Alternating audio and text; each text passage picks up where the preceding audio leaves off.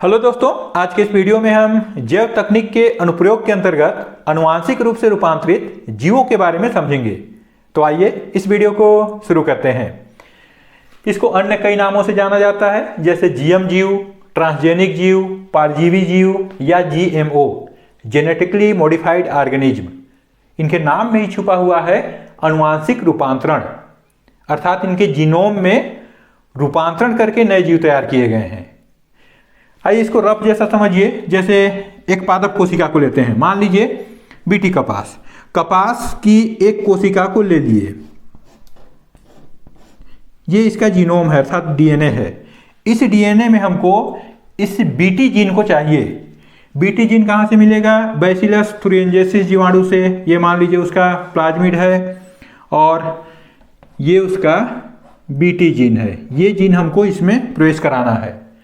तो ऐसे सीधे नहीं जाता, बल्कि इसको किसी वाहक से जोड़ा जाता है और यहाँ पर रिकॉम्बिनेंट डीएनए, पुनर्योगक डीएनए बनाया जाता है।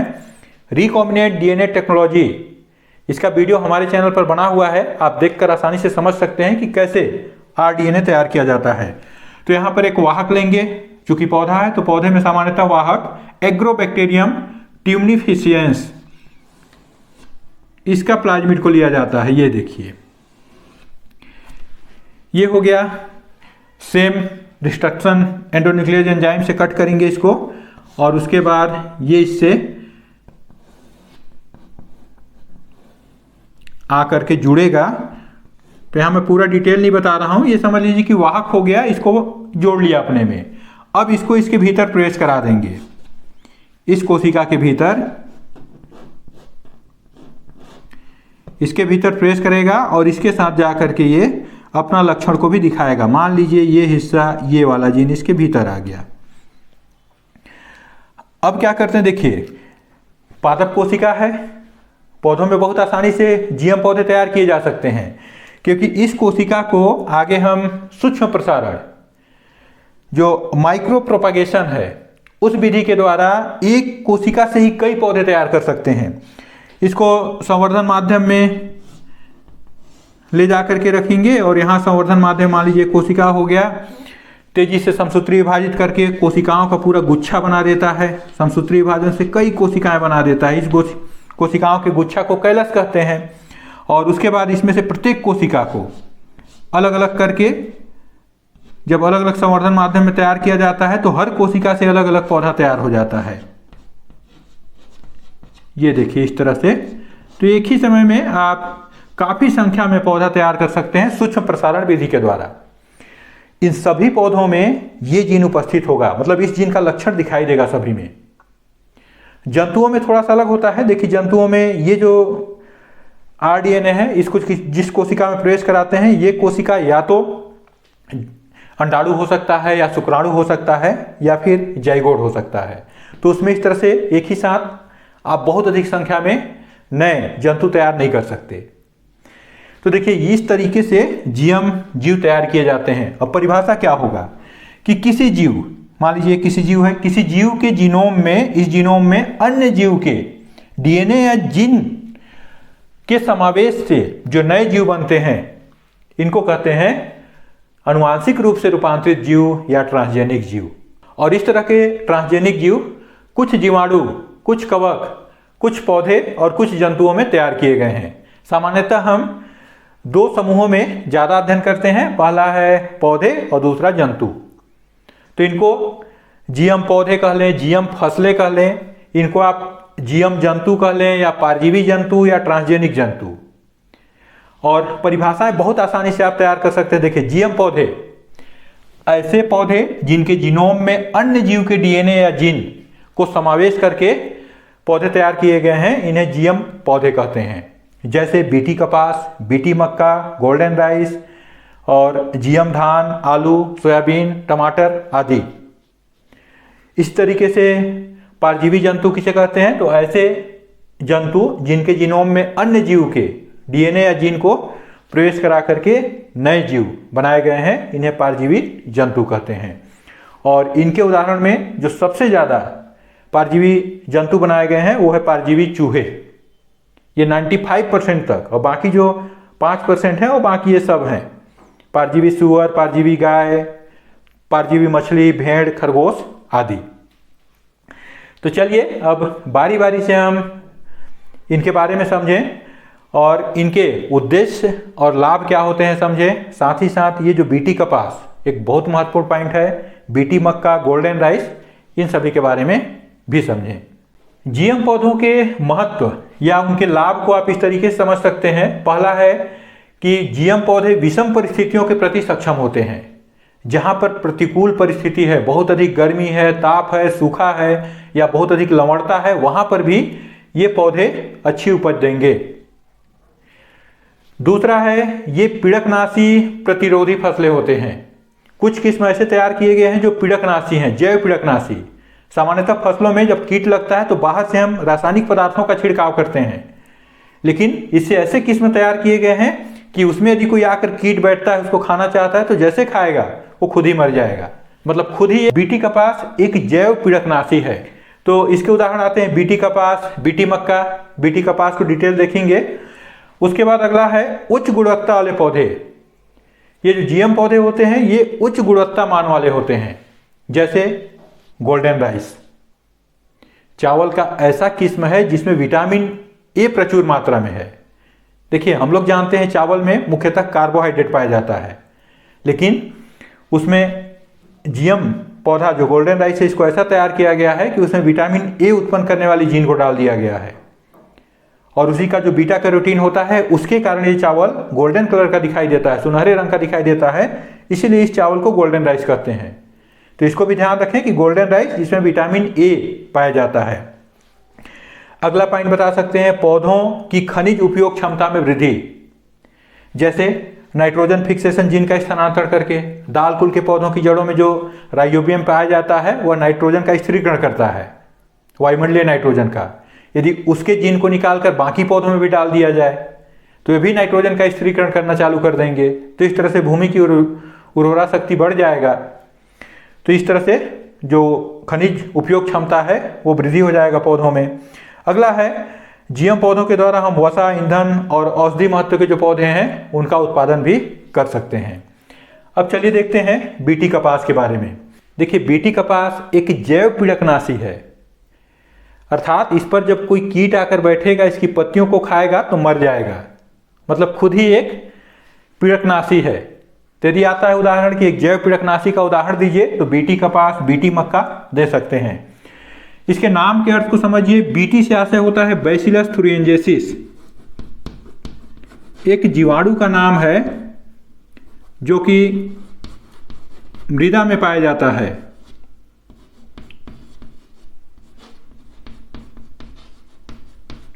बैसिलस थुरिएंजेसिस, ये देखिए एक जीवाणु है। इस जीवाणु पर कुछ जीन ऐसे होते हैं जो विषैले प्रोटीन का निर्माण करते हैं। मैं यहाँ पर जीवाणु के प्लाज्मिड को गोलाकार नहीं बना रहा हूँ, बल्कि ऐसे खींच दिया, आप समझ जाइए कि उसी प्लाज्मिड में जीन होंगे। तो ये कुछ जीन बना दिए यहाँ पर। ये ऐसे जीन हैं जो विषैला प्रोटीन बनाते हैं। इस प्रोटीन को कहते हैं क्राई प्रोटीन। ये कैसा है? विषैला। इसीलिए इस जीन का नाम भी रख देते हैं, देखिए क्राई जीन, इसको कहा जाता है क्राई जीन। बैसिलस थुरिएंजेसिस जीवाणु में क्राई जीन पाए जाते हैं जो क्राई प्रोटीन का निर्माण करते हैं, और ये प्रोटीन कैसा होता है? विषैला होता है। लेकिन और महत्वपूर्ण बात, ये प्रोटीन निष्क्रिय अवस्था में होता है। निष्क्रिय, जिसको कि प्राक विष भी कह सकते हैं, अर्थात ये जो जैव विष है ये कैसा है? निष्क्रिय है। तो यहां समझिए, बैसिलस थुरिएंजेसिस के कुछ किस्में, सभी नहीं, अपने वृद्धि की विशेष अवस्था में एक प्रोटीन के क्रिस्टल या रवा स्रावित करते हैं, निर्माण करते हैं। ये विषैला होता है, इसको क्राई प्रोटीन कहते हैं, और ये निष्क्रिय अवस्था में होता है, अर्थात प्राकविष होता है। निष्क्रिय अवस्था में होने के कारण ही बैसिलस थुरिएंजेसिस नहीं मरता, नहीं तो वो भी खत्म हो जाता। अब ये जो क्राई जीन है जिसको हमको ले जाना है किसी पौधे में, लेकिन ये विशिष्ट होता है। विशिष्ट ऐसे है, ऐसा नहीं कि क्राइजीन को ले गए किसी भी पौधे में डाल दिए, सबको बीटी कपास, बीटी मक्का, इस तरह से सबको बनाते गए। ये जो जीन होता है विशेष प्रकार के कीटों को मारता है, और वो किस जीन को ले जाना है निर्भर करेगा उस पर लगने वाले कीट पर। जैसे यहाँ मैं कुछ उदाहरण दे देता हूँ क्राइजीन का। यहाँ लिख दिया 1AB, 2AB, 1AC, ये कुछ क्राइजीन है। अब जैसे यदि मेरे को मक्के के जो तना छेदक कीट है उसको मारना है, तो उसके लिए ये जो 1AB क्राइजीन है इसको उसमें ले जाएंगे, तो उससे जो मिलाकर के जो जीएम किस्म पौधे तैयार होंगे उनको बीटी मक्का कहते हैं। ये भी एक जैव पीड़कनाशी है। तो इस प्रकार ये जो क्राइजीन होता है ये कई प्रकार के कीटों को, जैसे कुछ भृंग हो गए, तंबाकू के जो कीट हो गए, या मक्खी मच्छर, इनको भी नष्ट करते हैं। तो चलिए यहाँ बीटी कपास को लेते हैं। तो ये तो बैसिलस तुरिनजेसिस के बारे में हो गया। अब हम बीटी कपास में इन दोनों जीन को यहाँ से निकालेंगे। वही ये प्लाज्मिड में रहता है, इसको कट किए और वाहक लेंगे एग्रोबैक्टीरियम टिमनिफिशियंस, उससे जोड़ेंगे और जोड़ करके कपास में प्रवेश करा देंगे। तो ये मान लीजिए कपास की कोशिका, और ये हो गया इसके 2 क्राइजीन 2AB और 1AC। इस दोनों को जब कपास में प्रवेश करा देते हैं तब बन जाता है ये जो कपास का किस्म है, ये है बीटी कपास। अब बीटी कपास को जैसे कोई कीट खाएगा, ये उसकी पत्तियां उसके मुख से होते हुए, जब आहार नाल से होते हुए जब उसकी छोटी आंत पर पहुंचेंगे तो वहां क्षारीय माध्यम होता है। उस माध्यम के कारण ये जो क्राई प्रोटीन बनेगा ये निष्क्रिय से कैसे बदल जाएगा, सक्रिय में। और सक्रिय बदल जाता है, क्या बताया था, प्रोटीन के क्रिस्टल बनते हैं, रवा बनते हैं, और ये रवा उसकी आंत में जो कोशिकाएं होती हैं उनके बीच बीच में फंस जाते हैं। सक्रिय हो गया, और सक्रिय होने के कारण ये जो आंत की कोशिकाएं जहां पर फंसे हैं उसकी दीवार को गला देते हैं, अर्थात उसमें छेद कर देंगे। तो इतने सारे छेद हो जाते हैं जिसके कारण तुरंत वह कीट नष्ट हो जाता है। तो इस प्रकार बीटी कपास में जो कीट लगते हैं वो नष्ट हो जाते हैं। अब उसके बाद चलिए देखते हैं जीएम जंतु या ट्रांसजेनिक जंतु। ट्रांसजेनिक जंतु या परजीवी जंतु का परिभाषा पहले ही बना चुके हैं। अब यहाँ पर इसके लाभ या उद्देश्य को देखें। पहला उद्देश्य है सामान्य शरीर क्रिया व विकास के लिए। परजीवी जंतुओं का निर्माण इस प्रकार किया जाता है कि जिन कैसे शरीर का निर्माण करता है, कैसे इसके भीतर जो जीन होते हैं वो अन्य क्रियाओं का नियंत्रण करते हैं। जैसे एक उदाहरण ले लेते हैं कि हमारे शरीर के भीतर इंसुलिन कारक कैसे इंसुलिन का निर्माण करता है।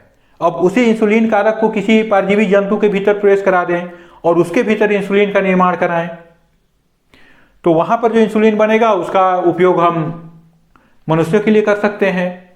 दूसरा, शरीर विकास में अंगों का निर्माण कैसे होता है, उन अंगों का निर्माण करवा करके हम अपने शरीर में ट्रांसप्लांट करा सकते हैं, अंग प्रत्यारोपण।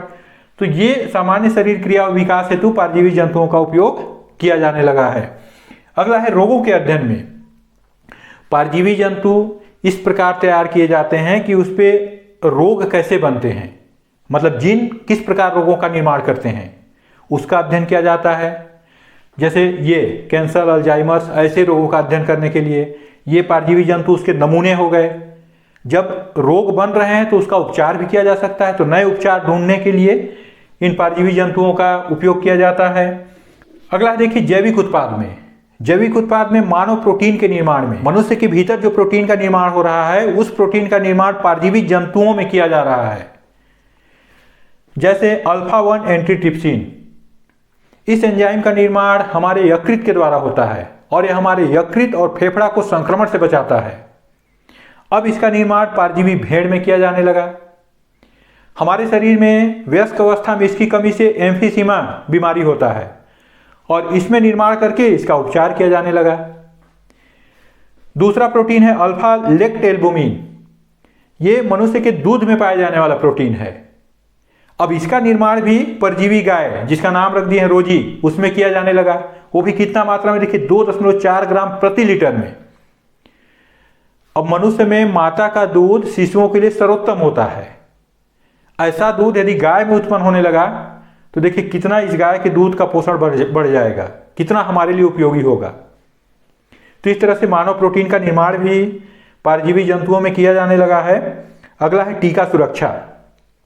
किसी भी टीके का परीक्षण सीधे मनुष्यों में नहीं किया जाता, पहले बंदरों में किया जाता था, लेकिन जब से परजीवी जंतु बनाए जाने लगे हैं, बंदरों के स्थान पर उसका प्रभाव परजीवी चूहों पर देख रहे हैं, किस तरह से उनमें ये प्रभाव डालता है। उसके बाद फिर इसका प्रयोग मनुष्यों में किया जाता है। अब अगला है रासायनिक सुरक्षा परीक्षण में, इसको अविषालुता परीक्षण भी कहते हैं। कोई भी रासायनिक पदार्थ, रासायनिक औषधियां होते हैं, उनका परीक्षण ये जो परजीवी जंतु होते हैं ये बहुत ही उसके प्रति अति संवेदनशील होते हैं, शीघ्रता से उसका लाभदायक या नुकसानदायक प्रभाव दिखाते हैं, जबकि जो अपरजीवी जंतु होते हैं वे कम संवेदनशील होते हैं। तो जो अधिक संवेदनशील है वो शीघ्रता से परिणाम दिखाएगा। तो उनमें पहले परीक्षण करके फिर उसका प्रयोग मनुष्यों में किया जाता है। इसके अतिरिक्त परजीवी चूहा और परजीवी मछलियां भी तैयार किए गए हैं, जिस पर मनुष्य के वृद्धि हार्मोन्स, सोमेटोट्रोपिक हार्मोन्स को बनाने वाला जो जीन है उस कारक को प्रवेश कराया गया है। अब सोचिए इसमें कि यदि शीघ्रता से मछलियां बढ़ने लगे तो हमारे लिए कितने आर्थिक महत्व के होंगे, हमारी आवश्यकताओं की कितनी अधिक पूर्ति होगी। तो इस तरह से मनुष्य की आवश्यकताओं की पूर्ति के लिए ये जो जीव होते हैं, चाहे वो जंतु हों, चाहे पौधे हों, चाहे कवक या जीवाणु हों, बहुत ही अधिक उपयोगी होंगे। आज के वीडियो में इतना ही। यदि वीडियो अच्छा लगा तो इसे लाइक कीजिए। ऐसे ही वीडियो देखने के लिए हमारे चैनल को सब्सक्राइब कीजिए और दोस्तों के साथ शेयर कीजिए।